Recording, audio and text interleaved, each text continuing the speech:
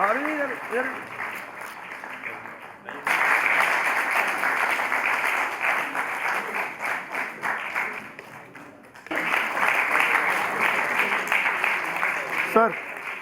ये झंडा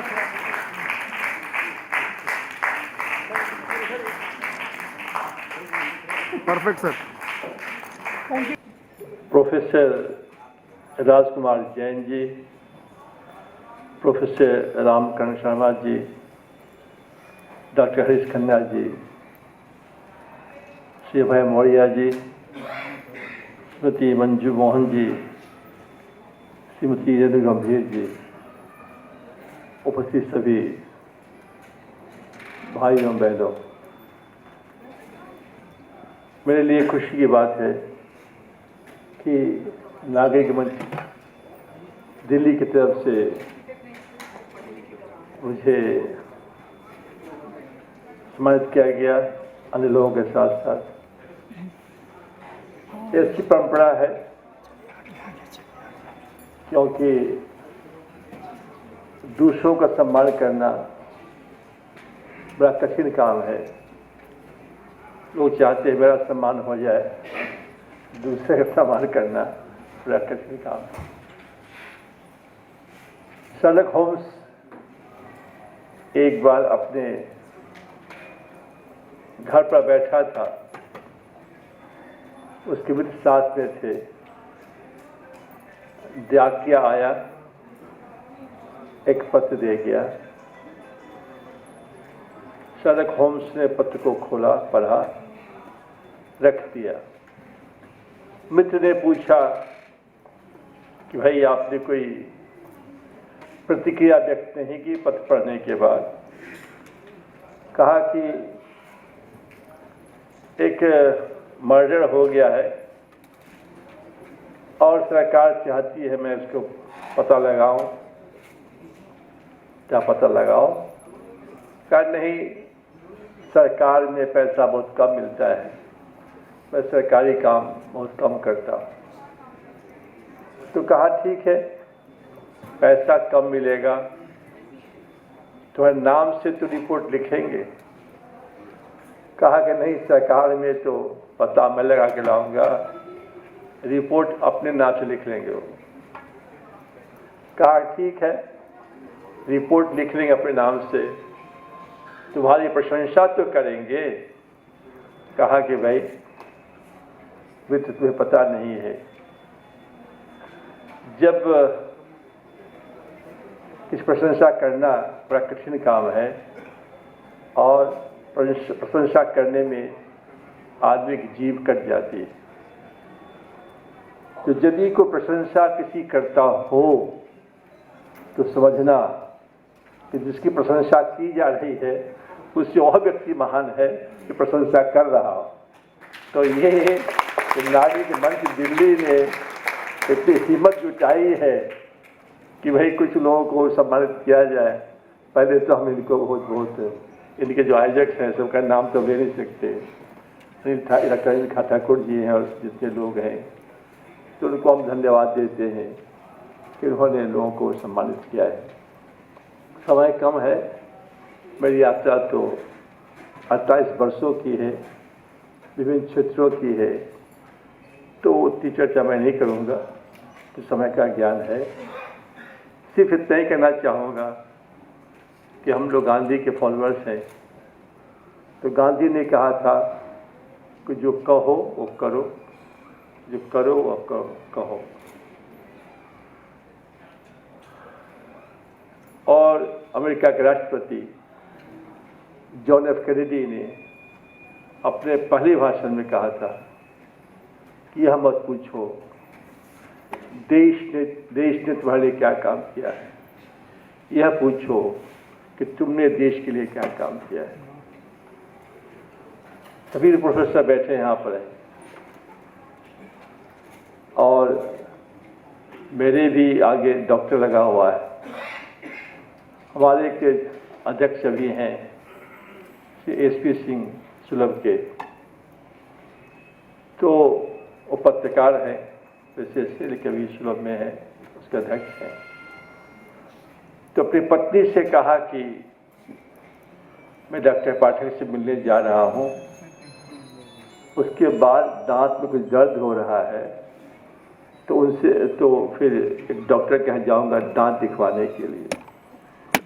तो पत्नी ने पूछा कि भाई जब डॉक्टर पाठक के यहाँ जा ही रहे हो तो उसे दांत दिखवा लेना, तो दो डॉक्टर के यहाँ जाने की क्या जरूरत है।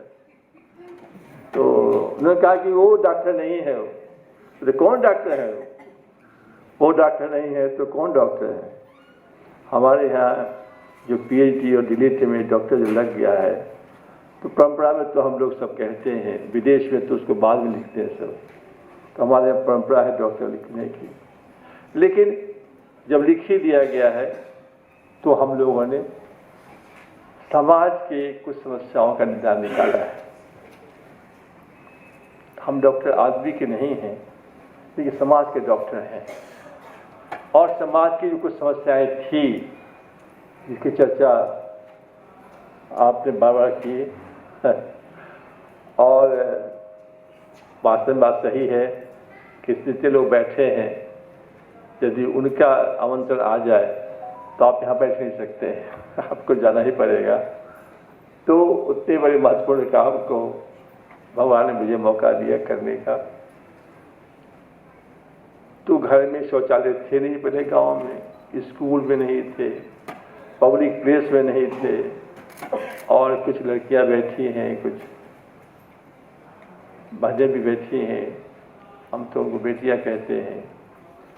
वो लोग स्वयं महिला होते थे, और आज आपके सामने इस हॉल में, इस नागरिक मंच में भाग ले रहे हैं, सब उठा के यहाँ जी रहे हैं। इंसान तो मरता है एक बार, यह हर प्राणी मरता है एक ही बार, लेकिन ये लोग मरते थे 100 बार दिन में, सुबह से शाम तक जहाँ जाए वहीं पर अछूत अछूत अछूत, जहाँ खड़े हो उधर खड़ा हो, कहीं पानी पीने का उधर खड़ा हो, कोई भोज हो रहा है उधर खड़ा हो, तो सुबह शाम तक अछूत के अलावे कुछ सुनने का मौका उनको नहीं मिलता था। आज सम्मान के साथ आपके साथ बैठे हैं, समय नहीं है इसका बताने का। आज उसी घर में जाके पापड़ बेचते हैं, अचार बेचते हैं, महिलाओं का फेशियल करते हैं, जिस घर में जाके वो महिला ढोते थे, अछूत कहलाते थे, खाना ऊपर से पानी उससे मिलता था। हमने कहा कि मैडम का गाल थोड़ा ऐड दिया करना चलने समय में। तो महिलाएं पूछती है कि गाल क्यों अटते हो तुम लोग? कहा कि मैडम यही घर था, मैं अछूत कहलाती थी। आज क्या हो गया कि हमारे हाथ का पापड़ देती हैं, अचार लेती हैं, अपना चेहरा देती है चमकाने के लिए, और कभी कभी कहती है चाय भी बना के ला दो।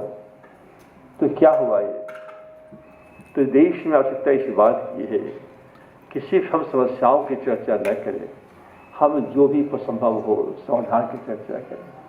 मैं समाजशास्त्री हूँ, मैंने समाजशास्त्र में एक नए विधा की प्रयोग किया है, चर्चा की है, वह एक्शन सोशियोलॉजी का। किसी समाजशास्त्र पढ़ाएं नहीं, आप क्लास में पढ़ाएं, फिर समाज की चर्चा करें, उसकी संरचना के बारे में, संस्कृति के बारे में, मूल्यों के बारे में। आप समाज की समस्याओं को भी देखें और उसका भी निदान निकालें।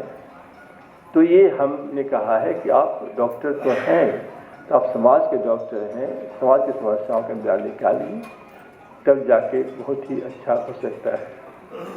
जो महत्वपूर्ण बात है, माताएं बैठी हैं इस हॉल में, और वृंदावन में सुना ही होगा आप लोगों ने, 500 वर्ष से अधिक से वृंदावन में विधवाएं आती हैं, रहती हैं। कितने फिल्म बने, उपन्यास लिखे गए, और आज देखा किसी के बारे में लिखा कि वो अपने कलम से चर्चा करते थे दलितों के बारे में, लोगों के बारे में, तो सिर्फ चर्चाएं होती थी। फिल्म बन गई, उस फिल्म का एक पैसा उनको नहीं दिया, तो वो भीख मांगते थे, और दवा भी नहीं मिलती थी उन लोगों को। और सबसे खराब होता था, मरने के बाद लाश को काट कर यमुना जी में बिना संस्कार के फेंक दिया जाता था। आज आपके सामने बैठे हैं, आज अपना खाना खाते हैं, अच्छे से रहते हैं, और संस्कार अच्छे से होता है। अब ये दीपावली मनाते हैं और ये होली खेलते हैं, तो विधवाओं के द्वारा होली खेलने की परंपरा तो हमारे यहाँ कभी थी ही नहीं। तो विधवाएं होली खेलें, ये कोई सोच भी नहीं सकता था भारतीय समाज में, हिंदू समाज। आज वो होली खेल रहे हैं। अभी कुछ दिन पहले मैंने कहा कि आप लोग रैंप पर वॉक करोगे, आप फैशन मॉडल के ऐसा वाला, जहाँ तो मैं आता हूँ। तो जब लौट के आए तो देखते क्या है कि सभी महिलाएं लिपस्टिक लगाए हुए हैं और पूरा चेहरा चमकाए हुए हैं। हमने कहा कि अरे क्या हुआ आज आप लोगों को? तो करना है, रैंप पर वॉक करना है। आज नहीं करना है, प्रोग्राम बनेगा तब ना, अभी नहीं करना है। अब विधवाओं के मन की बात जब देखिए आप कि विधवाएं लिपस्टिक लगाए हैं, इस समाज में सोच भी नहीं सकता है। इसका मतलब है कि उनको भी चीनी की लालसा है। हम जब मिले थे पहली बार तो क्या मरने का मन करता है, अब लोग पूछता है जीने का मन करता है। तो जहाँ मरने का मन करता था वहाँ से हमने जीने की लालसा जगा दी उनमें। अब वो भी हमारी ऐसी आप कैसे अब वो जीवन जी रहे हैं। हमारी यात्रा लंबी है, इसे हम छोड़ दे रहे हैं। अभी हम एक अंत में बता रहे हैं, आर्सेनिक पानी। आर्सेनिक पानी से लोग बीमार पड़ते थे, पड़ते भी हैं, और कैंसर भी होता था, सारी चीज होते थे इसमें। अब ये दिखाने का समय नहीं है, समय अब नहीं है इस सब देखने का। तो इसमें यह है कि करीब करीब 40 वर्षों से पश्चिम बंगाल सरकार और भारत सरकार लगी हुई थी इसका पता लगाने के लिए क्या किया जाए। जो पानी निकालते हैं उसमें आर्सेनिक है, उसको ट्रीटमेंट करते थे। हमने तालाब से पानी निकाल करके, कुआं से पानी निकाल के, नदी से पानी निकाल करके, हाँ पीने का पानी है, कहीं दम पी के दिखा दिया आपके सामने, जब खोलो जब पी के दिखाए थे इनको। तो ये पानी जो है ये तालाब का पानी है, कुआं से पानी आता है।